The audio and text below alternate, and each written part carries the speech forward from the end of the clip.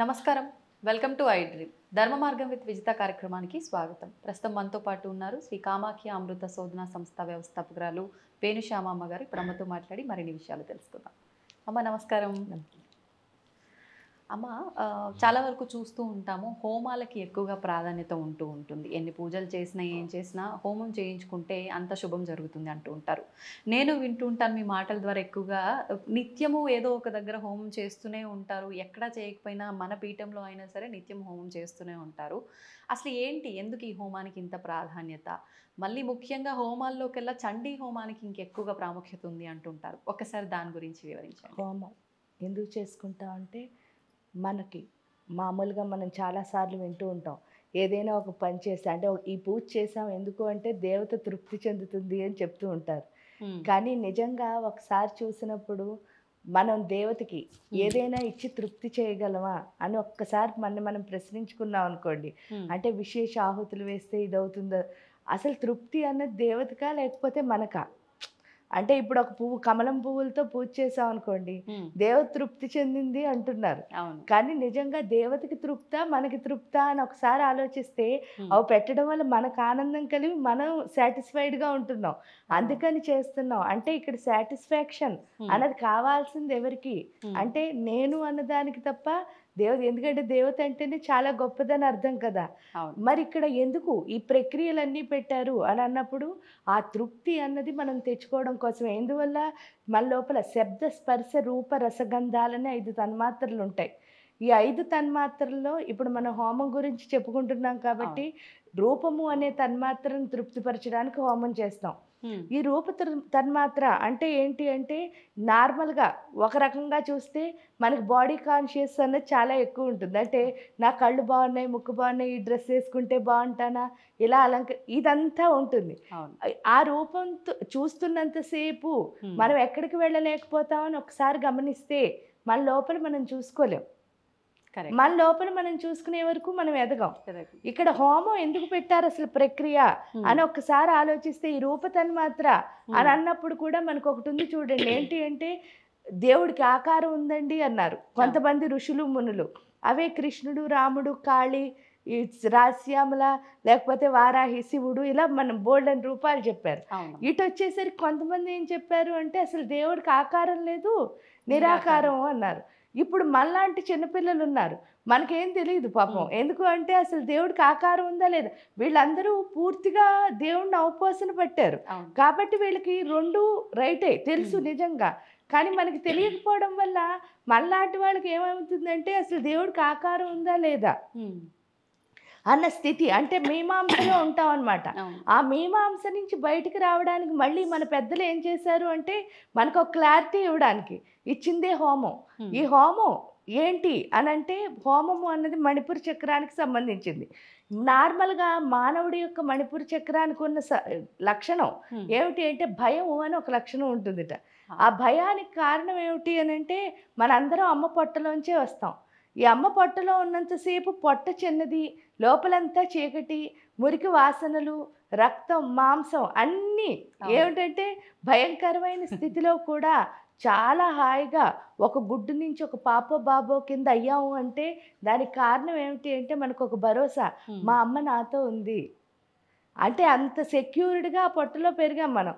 తీరా 9వ నెల బయటికి రాగానే ఏమవుతుందిట అంటే, ఫస్ట్ కట్ చేసి తల్లికి బిడ్డకి ఉన్న సంబంధం. ఆ కట్ చేసేసరికి ఏమవుతుంది అంటే, వచ్చిన ప్రదేశం అమ్మ పొట్ట లాంటి చిన్న ప్లేస్ కాదు, ఇంత పెద్దగా ఉంది. లోపల చీకటిగా ఉందా, ఇదంతా వెలుగ్గా ఉంది. దానికి తోడు ఇందులో ఏమో రక్తం, మాంసం, మురికి వాసనలు అన్నీ ఉన్నాయి. ఈ బయటకు వచ్చేసరికి ఏముంది, చాలా ఫ్రెష్గా హాయిగా ఆనందంగా డ్రైగా ఉంది. ఇదంతా కాదన్నట్టు మనం పుట్టామని చూడడానికి బోల్డన్ని ఆకారాలు వస్తాయి. బాబాయిలు, పిన్నులు, తాతయ్యలు అందరూ, వీళ్ళందరినీ ఇన్ని ఆకారాలు పొట్టలో ఎప్పుడూ చూడలేదు. ఇన్ని కొత్తగా చూసేసరికి మనకి ఎవరు లేరు, అమ్మ లేదు. ఎప్పుడైతే అమ్మ లేదు అన్న విషయం మనకు అర్థమైందో, ఇంత పెద్ద ప్రపంచంలో నేను ఒంటరి అని మొదలెడతా ఉంటా. అంటే ఆ లోన్లీనెస్తోనే ఏమవుతున్నాం, ఎదిగిపోతున్నాం. ఆ ఎదిగిపోవడం వల్లే మనకి ఎంత మంది ఉన్నా చుట్టూ ఒంటరిగానే బతుకుతాం. సో ఈ పరిస్థితి మనకి పోతేనే అసలైన రూపం అంటే అర్థమవుతుంది. ఎందుకంటే భయం ఉన్నంతసేపు మనం లోపలికి వెళ్ళలేం. అవును. అందుకని చెప్పి వీళ్ళు హోమ ప్రక్రియ మీరు చూస్తే హోమంలో బోల్డన్ని ఆహుతులు వేస్తారు. పేలాలు, నువ్వులు, తెల్ల ఆవాలు, మళ్ళీ ఏంటంటే తోక మిరియాలు, ఈ ఆహుతులన్నీ ఏంటంటే మనలో ఉన్న వివిధ రకాల భయాలనే అందులో వేస్తున్నాం. ఇంకా ఈ భయం వల్ల ఏమొస్తుందంటే మనకి ఇంకో కొత్త కేటగిరీ వస్తుంది, కొత్త లక్షణం. ఆ లక్షణం పేరేంటంటే మనం ఎంత భయపడితే అంత అహంకారంగా మాట్లాడడం మొదలు పెడతాం. ఎందుకంటే భయం ఉన్నవాడే అహంకారంగా మాట్లాడతాడు. కానీ అమ్మ, భయం ఉన్న వాళ్ళు పిరికి పిరికి వాళ్ళ ఉండరు. భయం ఉన్న వాళ్ళు ఏంటి గొప్పలు చెప్పడం మొదలెడతారు. ఎందుకంటే వాళ్ళ భయం ఎవరికీ తెలియకూడదు. ఇక్కడ ఆత్మన్యూనతాభావం అన్నా అహంకారం అన్నా ఒకటే ఇంచుమించు. ఏంటంటే నన్ను అందరూ ఒప్పుకోరు అనిపించినప్పుడు మనం ఏం మాట్లాడకుండా, అంటే ఈ సృష్టిలో అందరూ నన్ను ఒప్పుకోవాలి అనుకోవడం ఆత్మన్యూనతాభావం.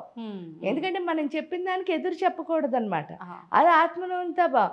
అహంకారం అంటే నేను చెప్పిందే నువ్వు వినాలి అని డామినేట్ చేయడం, ఏదైనా అహంకారమే కదా. ఆ అహంకారంతో ఎప్పుడైతే మనం అందుకనే అక్కడ నెయ్యి వేస్తాం. ఆ నెయ్యి ఏంటి అంటే మన లోపల ఉన్న అహంకారానికి ప్రతీక. మన భయం అహంకారం ఎప్పుడైతే ఆ అగ్నిలో వేస్తున్నామో మీరు చూస్తే అగ్ని మొత్తం లోపల బూడిద అయిపోతుంది.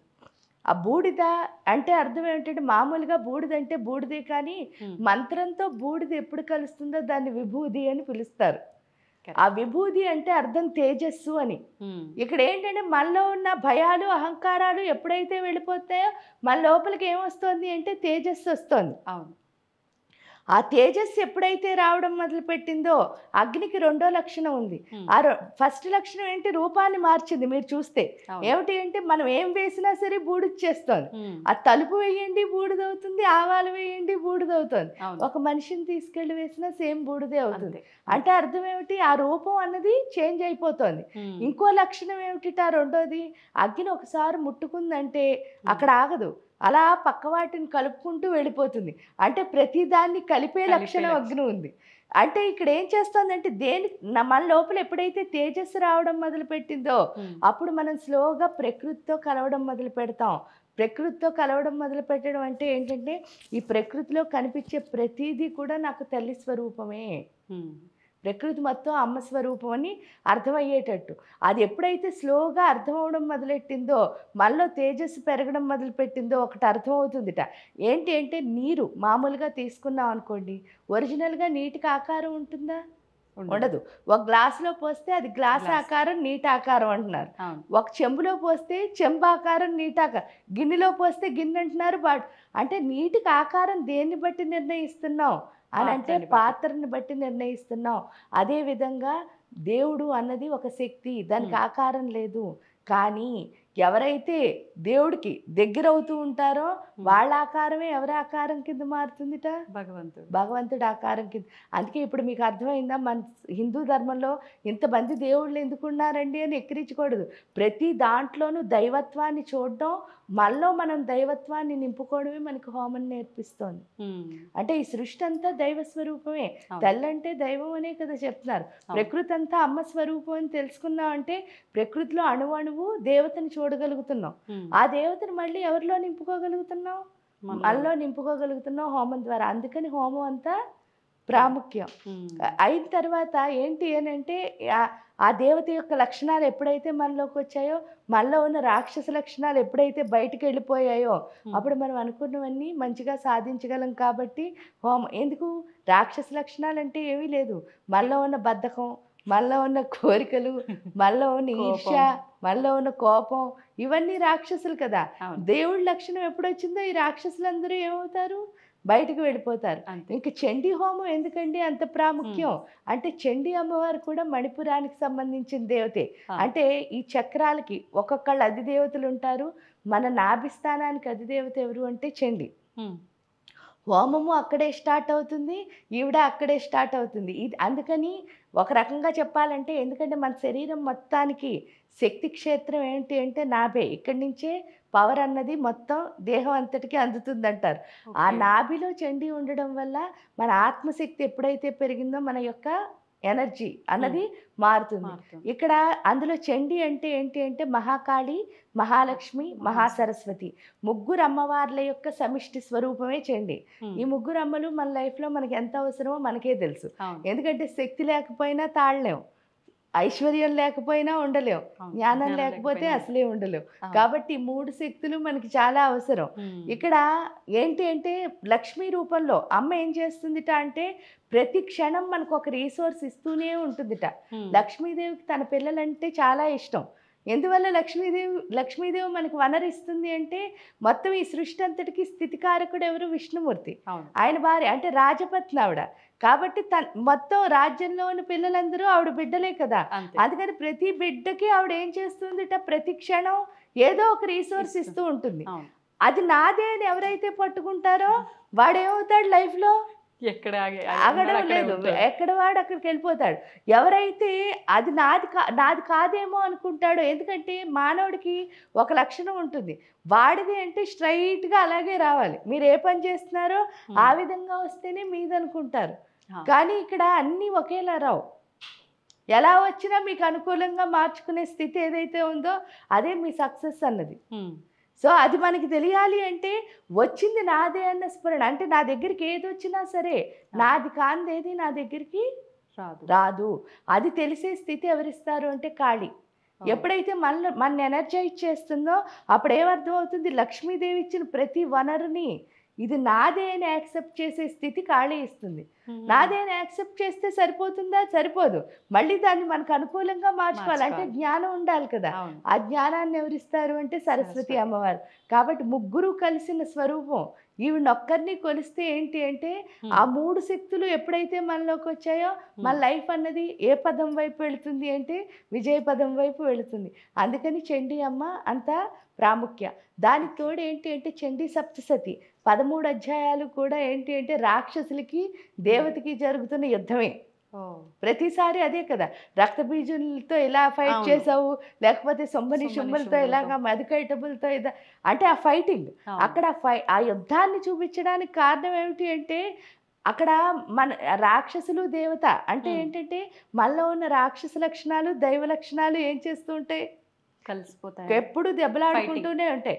ఏంటంటే మనలో ఒక మంచివాడు కూడా ఉంటాడు, ఎట్ ది సేమ్ టైం చెడ్డవాడు కూడా ఉంటాడు. ఈ చెడ్డవాడు ఏంటి అంటే ఏదో ఒక పని చేస్తూ ఉంటాడు, కొంట పని. ఈ మంచివాడు ఏం చెప్తూ ఉంటాడు? ప్రతిసారి వద్దు వద్దు అని చెప్తూ ఉంటాడు. ఆ వద్దు అన్నది ఎవరైతే ఫాలో అవుతారో వాళ్ళు చెడ్డవాడి రాక్షసుడి కింద వెళ్ళరు. కానీ 99.9% ఏంటి అంటే మన మైండ్ ఏం చెప్తుందో అదే వింటాం మనం. అవును. కానీ ఇక్కడ వినాల్సింది ఎవరిని? మన హృదయాన్ని వింటే. అందుకే చూడండి ఆత్మసాక్షిగా అంటారు. ఎందుకంటే ఇది ఎప్పుడు సాక్షిభూతంగా చెప్తూనే ఉంటుంది నువ్వు తప్పు చేస్తున్నావని. దీని మాట విన్నావా మంచిగా పైకి వస్తాం, దీని మాట విన్నావా ఎప్పుడు ఫైటింగే ఏర్పడుతూ ఉంటుంది. ఒక్కొక్కసారి ఒక్కొక్కటి గెలుస్తుంది. కానీ ఇక్కడికి వచ్చేసరికి ఏంటి అంటే ఆ చండీ సప్తసతిలో ఆ యుద్ధం గురించి మనం అంటే దేవి మహాత్యం అని కూడా చెప్తారు. ఆ దేవి మహాత్యం గురించి వర్ణిస్తూ ఉంటే స్లోగా ఈ లోపల యుద్ధం ఆగిపోతుంది. ఎప్పుడైతే ఎందుకంటే ఆత్మశక్తి ఎప్పుడైతే పెరిగిందో మనలో దైవిక లక్షణాలు పెరుగుతాయి. దేవత యొక్క లక్షణాలు ఎప్పుడైతే పెరిగాయో స్లోగా రాక్షసులు అన్నవాళ్ళు బయటకు వచ్చేస్తారు. బయటకు ఎప్పుడైతే వచ్చారో ఫస్ట్ అన్నిటికంటే ఇంపార్టెంట్ ఏంటి అంటే మానవుడికి ఏమున్నా లేకపోయినా ప్రశాంతంగా ఉండడం. నిజంగా ఆ ప్రశాంతత అన్నది వస్తుంది చండీ పారాయణ అయినా హోమం అయినా. దానివల్ల ఏంటి అంటే దానికి తోడు ఇందాక చెప్పినట్టు ముగ్గురు అమ్మవార్ల యొక్క స్వరూపం అవ్వడం వల్ల మనం ఏంటంటే ఆవిడ ఒక్కరిని కొలిస్తే చాలు ముగ్గురు అమ్మలు మనతో ఉండి ఆవిడ వనరులు ఇస్తోంది. ఈవిడది నాదే అని తెలుసుకునేటట్టు అంటే స్ఫురణ ఎప్పుడు మర్చిపోకుండా చేస్తోంది. ఈవిడ దాన్ని మళ్ళీ మనకు అనుకూలంగా ఎలా ఉపయోగించుకోవాలో ఆ జ్ఞానాన్ని ప్రసాదిస్తోంది. ఎప్పుడైతే ఆ 3 మన దగ్గర ఉన్నాయో తప్పకుండా మనం ఏ పని చేసినా సక్సెస్ అవుతుంది. అందుకని చండీ అంత పవర్ఫుల్. దానికి తోడు ఇక్కడి నుంచి శక్తి వస్తుంది కాబట్టి ఆవిడ అదే చక్రాన్ని శుద్ధి చేస్తుంది. కాబట్టి ఎప్పుడైతే ఓపెన్గా ఉన్నామో, ఎందుకంటే అందులో మంత్రంలో కూడా విచ్చే అని అంటారు. విచ్చే అంటే అర్థం ఏమిటి? ఈ మణిపూర్ చక్రం అనేది ఎప్పుడైతే ఓపెన్ అవుతుందో ప్రకృతితో మనం కలవడం మొదలు పెడతాం. ప్రకృతితో ఎంత కలుస్తామో అంత ప్రకృతి శక్తులన్నీ మనం అంటే ప్రకృతిని యాక్సెప్ట్ చేస్తే చాలు, ప్రకృతి శక్తులన్నీ మన లోపలికి వచ్చి మనలో ఉత్సాహం అన్నది పెరుగుతుంది. ఎంత ఉత్సాహంగా ఉంటామో అంత ఎక్కువ పని చేస్తాం, ఎంత బాగా పని చేస్తామో అంత సక్సెస్ అవుతాం, ముందుకు వెళ్తాం. అదే అయితే అమ్మా అనుకుంటారంటే ప్రతి ఒక్కరు ఈ హోమాలు ఇలాంటివి చేసుకోవాలని, కానీ పూజ చేసుకున్నంత ఈజీగా హోమం చేసుకోలేము.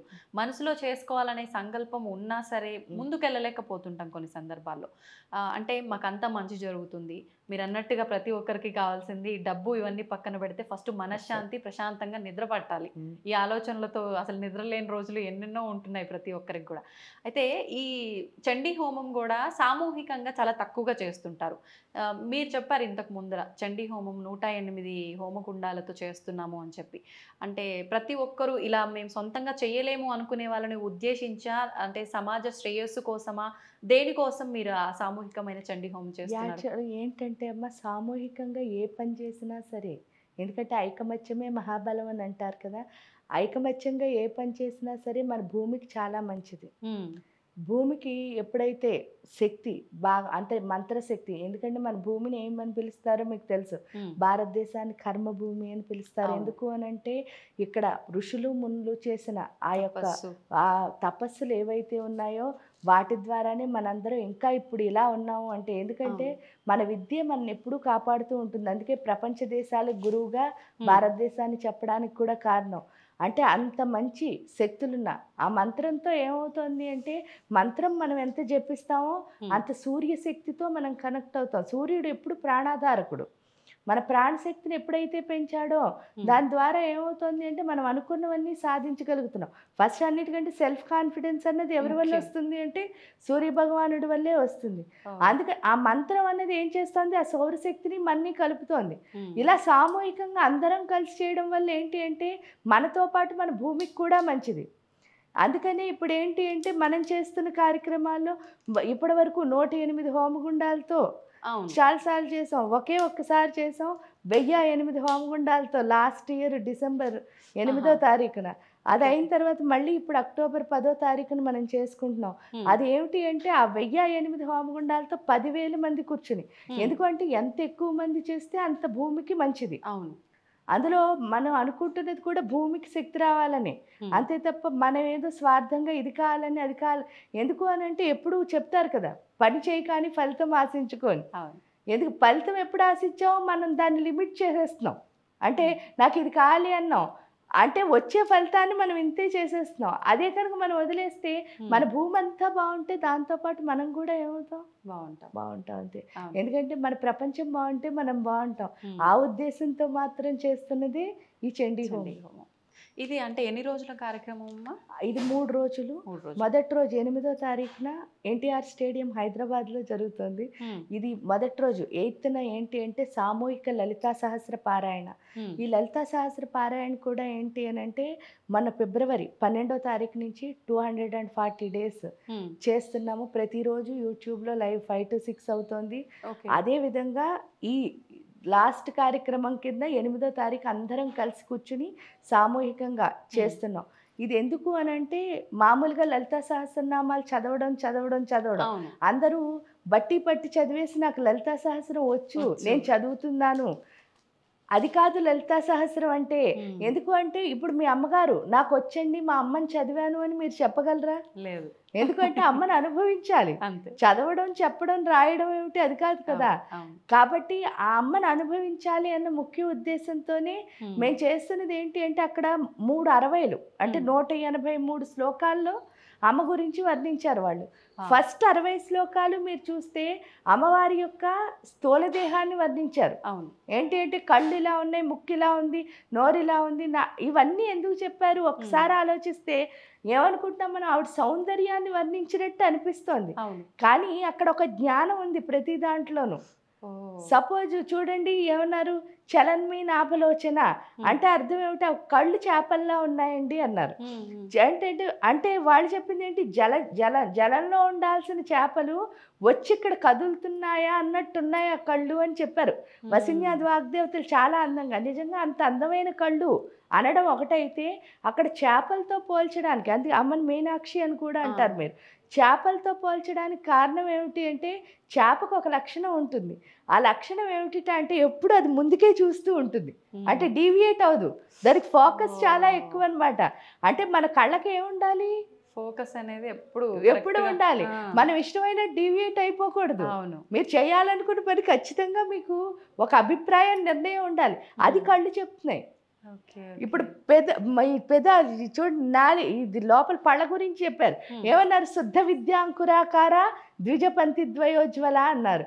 అంటే అర్థం ఏమిటి అంటే ఆ పళ్ళు వరుసలు రెండు చూస్తే ఎలా ఉన్నాయంటే శుద్ధ విద్య అంటే అంత మామూలుగా తెల్లగా ఉన్నాయని చెప్పేయచ్చు కదా, శుద్ధ విద్యతో ఎందుకు పోల్చారు అంటే నిజమైన విద్య, జ్ఞానం ఏంటి, సత్యమైన విద్యతో ఎందుకు పోల్చారు అని అంటే ఎప్పుడు ఈ పళ్ళు కదులుతుంటేనే మనం మాట్లాడేవన్నీ బయటకు వస్తాయి. అంటే నిజమే మాట్లాడు తల్లి, ఎప్పుడు జ్ఞానమే చెప్పు, అక్కర్లేని మాట్లాడుకో అని పళ్ళు చెప్తున్నాయట. మళ్ళీ చూడండి, పద్మరాగ శిలాదర్శ పరిభావి కపోలభు అంటే ఆవిడ బొగ్గలు ఎలా ఉన్నాయట అంటే కెంపుల్లా మెరుస్తున్నాయి అన్నారు. పద్మరాగ శిలలు అంటే ఏంటి, కెంపులు. ఆ కెంపుకు ఒక లక్షణం ఉంటుంది, మీరు చూస్తే ఆ మంచి జాతిరత్నం కెంపు చూస్తే ఇటు సైడ్ నుంచి చూస్తే అటు సైడ్ మన ముఖం కనిపిస్తుందిట. అంటే దాని అర్థం ఏమిటి అంటే దవడలు చూడండి కదులుతూ ఉంటాయి కదా మాట్లాడుతుంటే, అంటే అంత ట్రాన్స్పరెన్సీ, అబద్ధాలు ఆడకూడదు అనమాట, ఎప్పుడు నిజం చెప్పాలి, ఓపెన్గా ఉండాలి, అది చెప్తున్నాయి దవడలు. అంటే ఒక్కొక్క పార్ట్ అంత బాగా, అమ్మవారిని ఏమైనా చుబుక శ్రీ విరాజిత అంటే గడ్డం చాలా తేజవంతంగా ఉంది అన్నారు. ఎందుకంది అది చెప్పారు అంటే చూడండి, కంఠంలోంచి శబ్దం వస్తుంది, ఇక్కడికి వచ్చేసరికి నేలిక్కి రాగానే జిహ్వ చాపల్యంతో అబద్ధాల కింద మారిపోతుంది. ఇది తేజస్సుగా ఉంటే ఏమవుతుంది అంటే ఆ అబద్ధం కాస్త నిజం పలుకుతుంది. అంటే అలా ఒక్కొక్క దాని గురించి అమ్మవారి ఏ పార్ట్ గురించి వర్ణించినా అక్కడి నుంచి ఒక్కొక్క జ్ఞానం మనం నేర్చుకుంటూ వెళ్తున్నాం. అదేవిధంగా రెండోసారి వచ్చేసరికి చూడండి, ఆవిడ సూక్ష్మ శరీరాన్ని వర్ణించడం మొదలుపెట్టారు. ఆ సూక్ష్మ శరీరం గురించి కూడా అంతేను, మనం తత్వంలోకి ఎలా పంచప్రేత సనాసీన ఏది చూసినా సరే ఒక్కొక్క దగ్గర మనం నేర్చుకుంటూనే లోపలికి వెళ్తున్నాం. అంటే తత్వం నేర్చుకుంటూ లోపలికి వెళ్ళడం.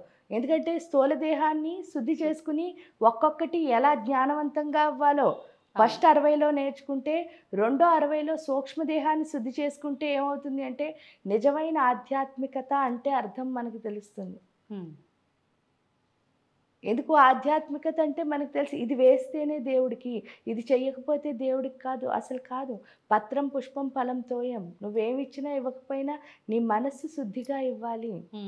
అదొక్కటే ఇవ్వనప్పుడు మీరు ఏం చేస్తే ఏమిటి ఉపయోగం ఉంది దేవుడికి? అది మనకు అర్థమయ్యేటట్టు, ఎందుకంటే ఇలా చెప్తే రాదు, ఓన్ ఎక్స్పీరియన్స్ ఉంటేనే. ఎందుకంటే పుస్తకాలు చదివాం, అదంతా ఇన్స్పిరేషన్. అది ఏమనుకుంటే చదివినంతసేపు బాగా ఇన్స్పైర్ అవుతాం, అది నేనేనేమో అనిపిస్తుంది. సపోజ్ రామాయణం చదివితే రాముడు మనం అనిపిస్తుంది, సీత మనం అనిపిస్తుంది, భరతుడు మనం అనిపిస్తుంది, రావణాసుడు మనం అనిపించదు కదా. ఆయన ఎంత గొప్ప భక్తుడైనా, ఎందుకంటే మనం ఎప్పుడూ హీరో క్యారెక్టర్తోనే లింక్ అవుతాం. కానీ నిజంగా మనలో ఉన్నది హీరో క్యారెక్టరా కాదో ఎలా లేదు, విలన్ క్యారెక్టరే ఉంది. సో ఈ విలన్ క్యారెక్టర్ని హీరో కింద మార్చుకోవాలి అంటే తప్పకుండా మన లోపల దైవత్వం రావాలి. మన ఎదుగుదల అన్నది ఎప్పుడు సూక్ష్మదేహం ఎంత శుద్ధిగా ఉంటుందో అంత బాగా. చాలామంది ఏంటంటే వాళ్ళు ఏమి ట్రిక్స్ చేయక్కర్లే, జస్ట్ మీరు ప్యూర్గా ఉంటే చాలు ఎదుగుతారు. మనం ఏం ట్రిక్స్ చేయక్కర్లే ఎవరితో. ఆ ప్యూరిటీ అన్నది ఈ నెక్స్ట్ 120 వరకు ఇస్తాయి మనకి. ఆ తర్వాత 121 నుంచి మళ్ళీ 180 వరకు ఏంటి అంటే మన ఆలోచన స్థితిని మారుస్తాయి. దాన్నే కారణ శరీరం శుద్ధి. అప్పుడు పెద్ద పెద్ద ఆలోచనలు ఎప్పుడు వచ్చాయో, అందుకే లాస్ట్ నామం చూడండి ఎంత బాగా చెప్పారో, అనఘా అద్భుత చారిత్ర వాంఛితార్థప్రదాయిని. అనఘాదేవి కింద వచ్చి ఏం చేస్తుందిట, అద్భుత చరిత్ర సృష్టించేటట్టు చేస్తుంది. ఎలా అంటే మన లోపల ఆలోచనలు ఎప్పుడు మారాయో, మీరు ఎంత గొప్ప ఆలోచన చేస్తే మీరు అంత గొప్పగా ఎదుగుతారు కదా. అది నెక్స్ట్ 60 చెప్తున్నాయి. ఈ 3 దేహాలు శుద్ధైన తర్వాత ఏదైతే ఉందో అదే నిజమైన లలితాదేవి స్వరూపం. ఏం చెప్పారు, అభ్యాసాతి సేజ్ఞాత షడద్వాతీత రూపిణి అంటే అర్థం ఏమిటి అంటే అభ్యాసం చెయ్యగా ప్రతిరోజు నీ గురించి కొత్తగానే తెలుస్తూ ఉంటుంది. ఈవేళ ఇది అనుకున్నాను, ఇదేనా అంటే కాదు, ఎందుకంటే అది విశ్వవ్యాపక చైతన్యం. నేనెంతున్నాను, ఇంతే కదా ఉన్నాను, ఈ రోజు ఇలా అర్థం చేసుకున్నాను, రేపు వెళ్ళేసరికి ఆ చైతన్యంలో ఇంకో కోణం కనిపిస్తోంది. అందుకని అభ్యాసం చేసిన కొద్దీ బోళ్ళంత అర్థమవుతుంది నీ గురించి. ఎలా అంటే అవ్యాజ కరుణామూర్తి రజ్ఞానద్వాంత దీపిక, నీతో ఎంత అభ్యాసం చేస్తే అంత నువ్వేమిస్తున్నావు అంటే చాలా చాలా చాలా తేలిగ్గా, నీకు ఎంత కరుణ అంటే అమ్మ మా పైన, చాలా తేలిగ్గా నువ్వు జ్ఞానాన్ని ఇచ్చేస్తున్నావు. అది కూడా ఏం జ్ఞానం అంట, రా అనే జ్ఞానం. ఎందుకంటే జ్ఞానానికి ఫైనల్ బీజం రా అని చెప్తా, అంటే అగ్ని బీజం. ఆ అగ్నిలో ఉన్న పూర్తి జ్ఞానాన్ని మనకి ప్రసాదిస్తుందిట. ప్రసాదిస్తుంది ఎవరు అంటే ఏమన్నారు, ఆబాల గోప విదిత సర్వానుల్లంఘి శాసన. అందరి దగ్గర విన్నాము ఏమిటి అంటే ఆవిడ ఏదైనా సరే క్రాస్ చేయగలదు అని. అంటే అర్థం ఏమిటి అని అంటే మనం ఇప్పుడు చూడండి చాలామంది ఇది చెయ్యి, ఈ రూల్ ఇలాగే చేయాలి, ఆ రూల్ అలా కాదు. మనం ఏదైనా ఆ టైం ప్రకారం అక్కడ వచ్చిన సిచ్యువేషన్లో మార్చుకుంటూ వెళ్ళొచ్చు. ఆ మార్చుకునే స్థితి ఎవరు అంటే మళ్ళీ ఆవిడే. ఆ తర్వాత ఎవరండి ఇంతకీ ఈవిడంటే శ్రీచక్రరాజ నిలయ శ్రీమద్ త్రిపుర సుందరి. ఆ శ్రీచక్రం మధ్యలో కూర్చుని ఉంటుంటే ఈవిడ పేరు త్రిపుర సుందరి. త్రిపుర సుందరి అంటే ఏమిటి, 3 పురాల్ని పరిపాలించే అందగత్తె. సుందరి అంటే అందగత్తె కదా. 3 పురాల్లో ఏదైతే అందవిహీనత్వం ఉందో అది తీసేసి అందాన్ని ఇస్తుంది. ఆ 3 పురాలు ఏంటంటే శ్రీమద్ వాగ్భవ కోటైక స్వరూపముఖ పంకజ, ఇది ఒక పురం. కంఠాద కటిపర్యంత మధ్యకూట స్వరూపిణి, అంటే ఈ బాడీ ఒక పురం. శక్తి కూటైక తాపన్న కట్టెదో భాగదారిని, ఆ చివరి పాదాల వరకు ఉన్నది 3వ పురం. ఈ 3 పురాల్లో ఒకటి వాగ్భవ కూటం, కామరాజ కూటం, శక్తి కూటం. ఈ 3 పురాల్లో ఏదైతే డిఫెక్ట్లు ఉన్నాయో అవన్నీ తీసేసి వాటిలో ఉన్న బ్యూటీ ఏదైతే ఉందో దాన్ని పైకి తీస్తుంది. ఎవరు అంటే ఆవిడ ఎలా ఉంటుంది అంటే శివశక్తి ఐక్య రూపిణి లలితాంబిక. శివుడు శక్తి కలిసిన అర్ధనారీశ్వర స్వరూపంలో ఉంటుంది. ఏం నేర్చుకోవాలి అంటే మనం ఏమనుకుంటాం అంటే నేను ఆనందంగా ఉండాలి అంటే ఒక సోఫా కొనుక్కుంటే హ్యాపీగా ఉంటానని కొనుక్కుంటాం, తర్వాత కారు కొనుక్కుంటే హాయిగా ఉంటామని కొనుక్కుంటాం, ఇల్లు అన్నీ కొనుక్కుంటున్నాం. ఏదైనా పెర్మనెంట్గా ఆనందాన్ని ఇచ్చేసిందా? ఓసారి కొనుక్కుంటే నాకు ఇంక హ్యాపీ పోదు అన్న ఆనందం ఏదీ లేదు, అన్నీ టెంపరీవే. అంతే. ఆ టెంపరీ నుంచి పెర్మనెంట్ ఆనందం నాకు కావాలంటే అసలు ఏముండాలి, నేనేం సంపాదించాలి అంటే 2 సంపాదించాలట. ఒకటి ఏంటంటే శక్తి, 2 జ్ఞానం. అదే శివశక్తి ఐక్యరూపిణి లలితాంబిక. శివుడు ఎప్పుడు జ్ఞానాన్ని ఇస్తే అమ్మ ఎప్పుడు శక్తి ఇస్తుంది. ఆ శక్తి జ్ఞానం కలిసి ఎవరి దగ్గర ఉంటాయో వాళ్ళే ఆనందంగా ఉంటారు. అదే ఆ లలిత చెప్తుంది. అందుకని ఏంటి అంటే మొత్తం ఈ 3 దేహాలని శుద్ధి చేసుకుంటుంది. అందుకని నేను లలితా శాస్త్రం చదువుతున్నాను. నేను నువ్వు ఎందుకు చదువుతున్నావు? నీ అహంకారం పోవడానికే 3 బాడీల్లో. ఇంకా నువ్వు ఆ కౌంట్ మీద లేకపోతే నేను ఇంత చేసేస్తున్నానేమో అనుకుంటున్నావు అంటే అహంకారం ఎక్కడ పోయింది? లలితలా ఎలా మారమ్మని లెక్క అవసరం లే. ఎంత ఇష్టంగా ఎంతసేపు చేసుకోవాలనిపిస్తే ఎందుకు చేస్తున్నా అంటే నేను లలితలా మారడానికి. అప్పుడు లలితలా మారితే మీరు ఎంత మంచిగా ఉంటారు. అవును. అంతేగాని ఈ లెక్కలు, ఈ పత్రాలు ఇవన్నీ అవసరం లేదు. కరెక్ట్. మీరే లలిత అయినప్పుడు మీరు ఇంకోళ్ళకి ఏం చేస్తూ ఉంటారు? అభయం ఇస్తారు కదా. ప్రతి ఒక్కళ్ళు మనలో మనం అమ్మవారిని చూసుకున్నప్పుడు ఎదుటి వాళ్ళు కూడా అమ్మవారిని చూడగలరు. అంటే ఫస్ట్ ఏంటంటే టేస్ట్ తెలియాలమ్మా, స్వీట్గా ఉంటుందని. అందుకని మనలో మనం చూసుకోగలగాలి. చూసుకున్న తర్వాత ఇంక ఈ సృష్టి అంతా అదే కనిపిస్తుంది, ఇంకేం కనిపించదు. అవును. అంటే ఇంత మనం అర్థం చేసుకోవాలి అని అంటే సామూహికంగా కూర్చొని మనం ఇంతమంది ఒక దగ్గర ఉన్నాము అంటే వాస్తవం అమ్మ, నిజంగా మీరు అన్నది. ఒక్కరం కూర్చొని ఒక పని చేస్తున్నప్పుడు మనకి ఏ రకంగా అనిపించిందో అదే భావనలో వెళ్తాం. ఫోకస్ అనేది ఒక 10 మంది ఉన్నప్పుడు ఒక్కొక్కరి అనుభవం ఒక్కొక్క రకంగా అది ఒక మంచి వేలో ముందుకెళ్తుంది. నిజంగా సంతోషం అమ్మ. చాలా మంచి ఆలోచన మీరు చేస్తున్న, అంటే ఒక రకంగా లోక కళ్యాణం కోసమే మీరు చేస్తున్న ఈ హోమాలు కూడా. ధన్యవాదాలమ్మా. And don't forget to subscribe to iDream. And for more videos, please subscribe to iDream. Please subscribe to iDream. Please subscribe iDream. And please subscribe to iDream. For more videos, subscribe to iDream. please like, share and subscribe to the channel. Congratulations, iDream. Subscribe to iDream. Subscribe to iDream. So subscribe to iDream Media. iDream ki iDream team andarki huge congratulations. Please subscribe iDream Media. Please subscribe to iDream. Subscribe iDream. Please subscribe to iDream. iDream అంటే నా కళల channel subscribe చేసుకున్న నోరు తిరుగుతలేదు, మీరైతే గంట గుర్తు కొట్టండి. For more such videos, please subscribe to iDream.